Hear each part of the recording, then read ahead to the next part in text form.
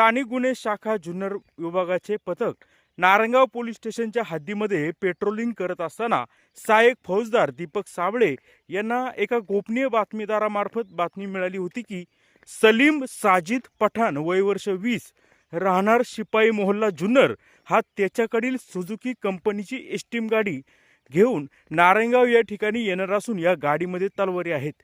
या मिळालेल्या बातमीनुसार गुन्हे शाखा पथक तसेच नारायणगाव पोलीस स्टेशनकडील पथकाने सदर ठिकाणी पंचांच्या समक्ष जाऊन या संशयित इसमाला ताब्यात घेतले। त्यांनी त्याचे नाव व पत्ता सलीम साजिद पठाण राहणार शिपाई मोहल्ला जुन्नर असं सांगितले।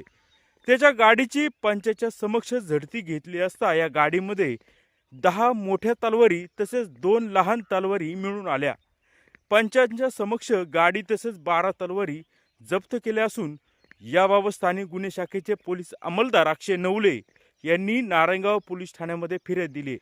ही कारवाई स्थानिक गुन्हे शाखेचे पोलीस निरीक्षक प्रमोद क्षीरसागर, सहाय्यक पोलीस निरीक्षक महादेव शेलार, सहाय्यक पोलीस निरीक्षक प्रवीण सपांगे, पोलीस उपनिरीक्षक जगदेव पाटील, सहाय्यक फौजदार दीपक साबळे, पोलीस हवालदार संदीप वारे, राजू मोमीन, अक्षय नवले, सत्यम केळकर, सोमनाथ डोके, मंगेश लोखंडे यांनी केलेली आहे। जुन्नर टाइम्स नारायणगाव।